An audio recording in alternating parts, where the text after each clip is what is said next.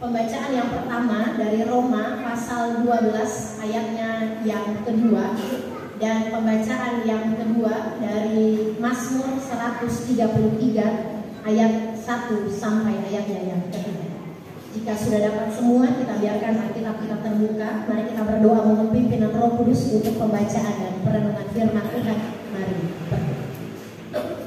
Bapa di surga, dalam persekutuan yang penuh dengan kekudusan, kesucian, dan penuh dengan sukacita, pagi hari ini kami akan membaca, mendengarkan, dan bersama-sama akan merenungkan kebenaran firman Tuhan. Alkitab kami sudah terbuka di hadapan kami, demikianlah sesungguhnya hati kami terbuka di hadapan Engkau. Penuhilah kami semua dengan kuasa Roh Kudus-Mu, sehingga sungguh ketika firman Tuhan disampaikan, kami tidak mengeraskan hati, kami tidak menguasai pikiran kami dengan duniawi, tetapi kami memberikan Roh Kudus bekerja dalam hati, pikiran, dan segenap kehidupan kami untuk kami diisi, dipenuhi, dibaharui, dan diarahkan oleh kuasa Roh Kudus. Sehingga sepanjang pemberitaan firman Tuhan ini, kami betul-betul mengerti, memahami oleh kekuatan Roh Kudus, dan pada gilirannya kami dituntut oleh Tuhan untuk memberlakukan firman Tuhan ini dalam kehidupan kami setiap hari, sehingga layaklah kami disebut sebagai kekasih-kekasih Allah yang sejati. Berkenanlah Engkau mengampuni salah dan dosa kami Tuhan, sehingga dosa dan kesalahan yang kami perbuat tidak akan menghalangi kami ketika kami hendak membaca, mendengarkan, dan merenungkan firman-Mu. Berfirmanlah bagi kami semua ya Tuhan, karena sesungguhnya kami sedia untuk mendengarkan firman Allah. Di dalam nama Tuhan Yesus Kristus yang adalah firman yang hidup itu, kami berdoa. Amin. Pembacaan firman Tuhan yang pertama dari surat Roma pasal 12 ayatnya yang kedua. Demikianlah firman Allah di bawah judul perikop persembahan yang benar. Ayat 2, janganlah kamu menjadi serupa dengan dunia ini, tetapi berubahlah oleh pembaharuan budimu, sehingga kamu dapat membedakan manakah kehendak Allah, apa yang baik, yang berkenan kepada Allah, dan yang sempurna. Pembacaan yang kedua dari kitab Mazmur pasal 133 ayat 1 sampai ayatnya yang ketiga, di bawah judul perikop persaudaraan yang rukun, nyanyian ziarah Daud. Sungguh alangkah baiknya dan indahnya apabila saudara-saudara diam bersama dengan rukun, seperti minyak yang baik di atas kepala meleleh ke janggut, yang meleleh ke janggut Harun dan ke leher jubahnya, seperti embun gunung Hermon yang turun ke atas gunung-gunung Sion, sebab kesanalah Tuhan memerintahkan berkat kehidupan untuk selama-lamanya. Yang dikatakan berbahagia adalah kita semua yang membaca firman Tuhan, kita yang merenungkan kebenaran firman Tuhan itu, dan yang terus melakukannya dalam kehidupan kita setiap hari. Shalom. Shalom. Bapak dan Ibu jemaat yang kekasih dan diberkati Tuhan, kita bersyukur bersama di pagi hari ini dalam suasana sukacita minggu yang terakhir di bulan Oktober. Tidak dirasa bahwa hari ini dan besok adalah hari terakhir di bulan Oktober, dan kita akan memasuki dua bulan terakhir menyongsong Natal dan Tahun Baru. Semoga kita semua sehat dalam tuntunan dan kemurahan Tuhan, hidup rukun dan damai, sehingga menyambut masa raya Advent, Natal, dan Tahun Baru kita semua dalam perlindungan dan kebaikan Tuhan. Hari ini dalam ibadah minggu yang terakhir, kita meramaikan dengan ibadah perjamuan kudus sedunia. Perjamuan kudus sedunia ini dirayakan sepanjang bulan Oktober. Ada yang merayakan di awal bulan Oktober, ada yang merayakan di akhir bulan Oktober. Di awal bulan Oktober pada tanggal 7 Oktober adalah hari Alkitab, dan pada 31 Oktober adalah hari Reformasi. Sehingga ibadah perjamuan kudus sedunia biasanya dirayakan untuk memperingati hari Alkitab dan hari Reformasi. Hari Reformasi adalah tanggal 31 Oktober tahun 1517, diprakarsai oleh Martin Luther. Dari 95 dalil yang ditempel di gereja Katolik di Wittenberg di Jerman, Martin Luther memprotes praktek-praktek dari ajaran Roma Katolik tentang penyucian dosa, dan yang paling diprotes oleh Martin Luther adalah surat penghapus dosa yang disebut dengan surat Indulgensia. 95 dalil yang ditempel di gereja Wittenberg yang diprotes oleh Martin Luther adalah langkah awal dari terbentuknya atau dimulainya aliran Protestan.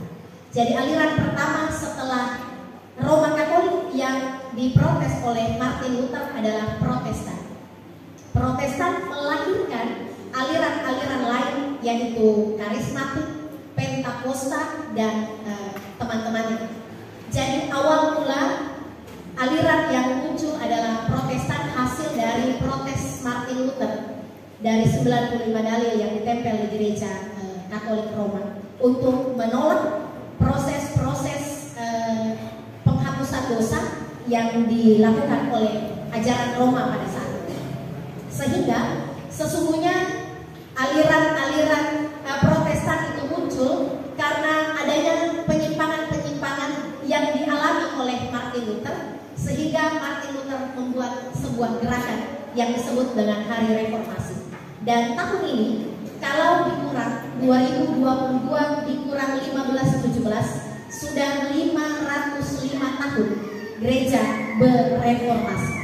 505 tahun gereja bereformasi untuk menunjukkan eksistensi dari Protestan, memberikan protes bagi aliran-aliran gereja yang tidak sesuai atau bertentangan dengan firman Tuhan. Hari ini tema perenungan firman Tuhan bagi kita di pagi hari ini adalah reformasi untuk transformasi.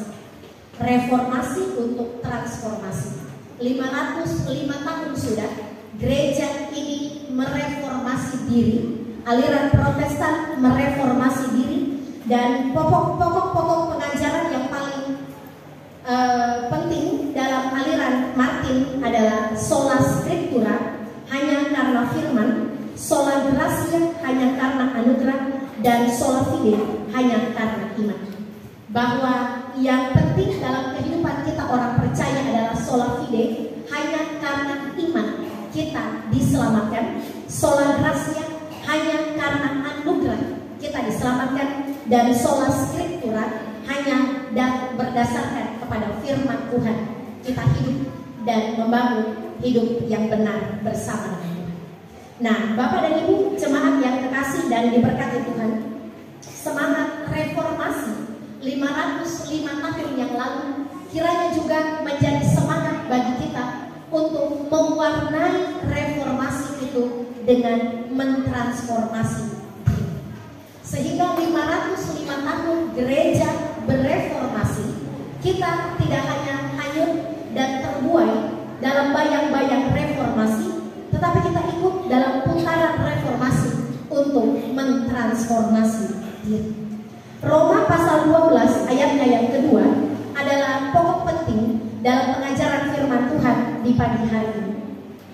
Janganlah kamu menjadi serupa dengan dunia ini, tetapi berubahlah oleh pembaharuan budimu, sehingga kamu dapat membedakan manakah kehendak Allah, apa yang baik, yang berkenan kepada Allah, dan yang sempurna.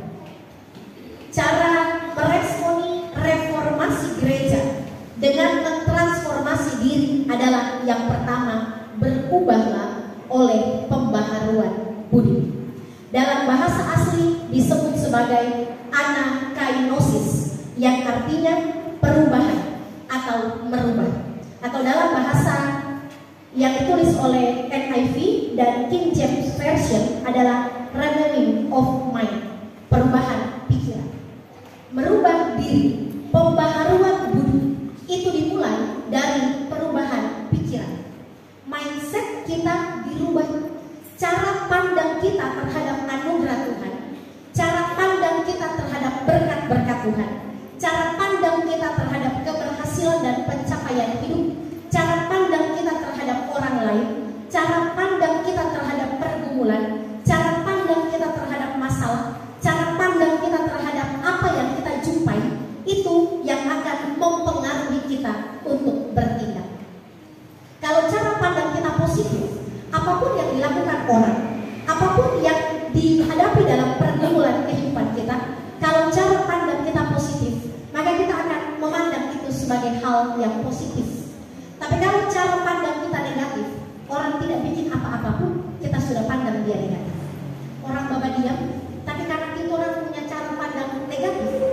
dia nggak ngapa-ngapain saja, kita langsung bilang dia negatif. Apalagi dia ngapa-ngapain. Jadi yang perlu dirubah adalah cara kita berpikir, mindset kita, renew of mind, cara kita berpikir. Bagaimana kita melihat sesuatu lewat kacamata Tuhan, bukan kacamata dunia. Cara kita memandang berkat Tuhan semua hanya karena anugerah. Sehingga kalau perubahan budi dimulai dari perubahan pikiran kita, maka ketika kita memandang berkat Tuhan, kita memandang itu sebagai hanya karena anugerah. Prioritasnya adalah Tuhan, bukan aku. Orientasinya adalah Tuhan, bukan aku. Kalau cara pandang kita pakai cara pandang Tuhan.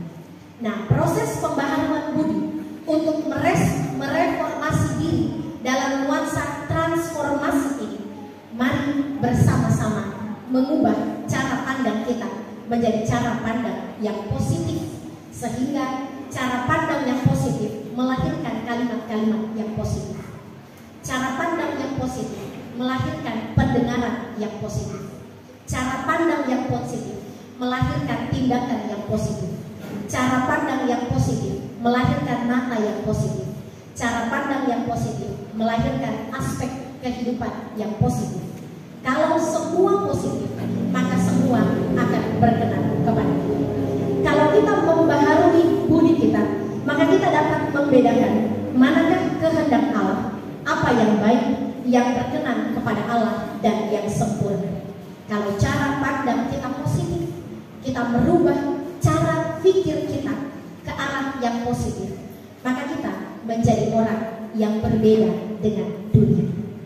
Kalau dunia memandang dengan cara negatif, maka orang-orang yang membaharui diri, mereka memandang dengan cara yang positif. Kaitannya dengan Mazmur 133, ayatnya yang pertama sampai dengan ayatnya yang ketiga, menjadi beban penting bagi kami sebagai pelayan-pelayan Tuhan dalam suasana menjelang pemilihan kepala desa serentak di Desa Solan dan Solan Baru.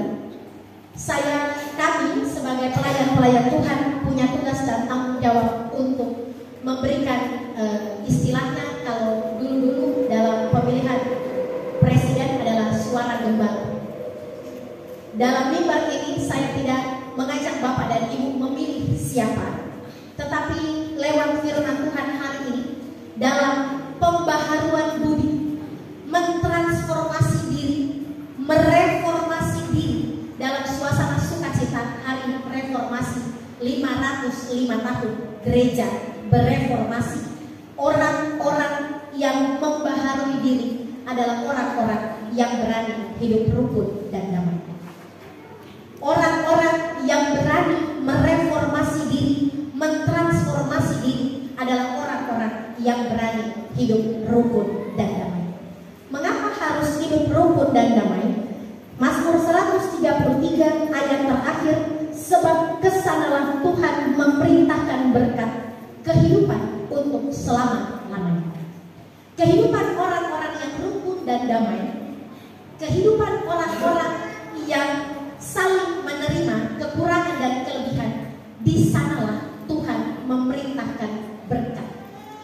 Jadi kalau ada orang-orang dalam suasana seperti sekarang ini, kalau kita mencintai Desa Solan dan Solan Baru, maka kita mencintai perdamaian, menciptakan kerukunan, menciptakan damai sejahtera, sehingga kita menjadi orang-orang yang menunjukkan serta melakukan perdamaian dan berkat bagi orang-orang yang ada di sekeliling kita. Ayat 1, sungguh alangkah baiknya dan indahnya apabila saudara-saudara diam bersama dengan rukun. Ini adalah nyanyian ziarah yang dilakukan oleh Raja Daud, bahwa ketika dalam arak-arakan perjalanan bangsa Israel, Raja Daud menggambarkan bahwa dalam sebuah persekutuan, kalau tidak ada kerukunan dan kedamaian, maka sebuah persekutuan itu tidak akan diberkati oleh Tuhan. Prosesnya adalah ayat 2 dan ayatnya yang ketiga. Seperti minyak yang baik di atas kepala, meleleh ke janggut dan ke leher jubah dari hari. Prosesnya adalah dari kepala, meleleh ke janggut dan ke leher jubah. Jadi proses kerukunan dan kedamaian itu bukan dari bawah ke atas, tetapi dari atas ke bawah. Dari kepala ke janggut dan ke leher jubah. Proses perdamaian, proses kedamaian dan kerukunan itu dimulai dari atas kepala. Dari pemimpin-pemimpin yang menciptakan kerukunan dan kedamaian, maka segenap yang ada di bawahnya itu akan rukun dan damai. Seperti embun dari Gunung Hermon yang turun ke atas gunung-gunung Sion, sekitar 150 km dari Gunung Hermon ke gunung-gunung Sion. Gunung Hermon, satu Gunung Hermon mengalir ke gunung-gunung Sion. Jadi embun itu dari Gunung Hermon, dia mengalir ke gunung-gunung Sion. Yang embun itu menutup mereka dengan kehangatan, kedamaian, dan kelembutan. Dari puncak Gunung Hermon mengalir ke gunung-gunung Sion. Sehingga adanya kerukunan, adanya perdamaian, disitulah turun berkat-berkat Tuhan mengalir dalam kehidupan orang-orang yang ada pada zaman itu, di zaman Raja. Pesan firman Tuhan bagi kita pada pagi hari ini dalam memasuki yang pertama adalah meresponi hari reformasi, 505 tahun gereja bereformasi. Mari kita juga mentransformasi pikiran kita untuk menjadi orang-orang yang berpikir positif. Positiflah atas orang lain, berpikir positiflah terhadap persekutuan, berpikir positiflah terhadap berkat Tuhan, berpikir positiflah terhadap pergumulan dan masalah hidup yang kita hadapi. Dan dalam menghadapi pemilihan kepala desa serentak yang ada di Desa Solan dan Solan Baru tanggal 2 November 2022, mari ciptakan hidup yang penuh kerukunan dan kedamaian, karena dari sanalah berkat-berkat Tuhan tercipta. Siapa mereka yang memimpin desa ini selama 5 tahun ke depan, kita harus loyal terhadap pimpinan ini. Sehingga ketika pemimpinnya penuh dengan kebijaksanaan, kedamaian, dan kerukunan, percayalah bahwa hidup rukun dan damai penuh dengan berkat-berkat Tuhan akan mengalir bagi kita yang menciptakan kerukunan dan perdamaian. Menjadi berbedalah Bapak dan Ibu dari orang-orang yang tidak mengenal Tuhan. Kita yang duduk bersama dalam persekutuan ini, mari berubahlah oleh pembaharuan budi kita. Orang yang siap menciptakan kerukunan dan kedamaian adalah orang yang sudah mereformasi diri dan mentransformasi diri. Sehingga bukan kita yang menuntut perdamaian, tetapi mulai dari kita menciptakan perdamaian. Mulai dari sendiri, mulai dari diri sendiri, menciptakan kerukunan, perdamaian, dan kebahagiaan bagi orang-orang di sekeliling kita, sehingga kita menjadi berkat bagi banyak orang. Dalam suasana sukacita pagi hari ini, kita akan menikmati roti yang merupakan lambang tubuh Tuhan dan minum anggur yang merupakan lambang darah Yesus. Ini hanya sebuah peringatan, sehingga saya menggunakan sistem diselinggir pada hari ini untuk memperingati suasana sukacita hari reformasi gereja. Bapak dan Ibu yang pegang roti dan minum anggur nanti, ketika makan dan minum anggur, berdoalah kepada Tuhan dengan kalimat, saya siap mentransformasi diri dengan membawa kedamaian dan kebaikan bagi orang-orang yang ada di sekeliling. Terpujilah Kristus dengan firman. Amin. Kita akan mendengarkan persembahan puji-pujian dari Immanuel Boys.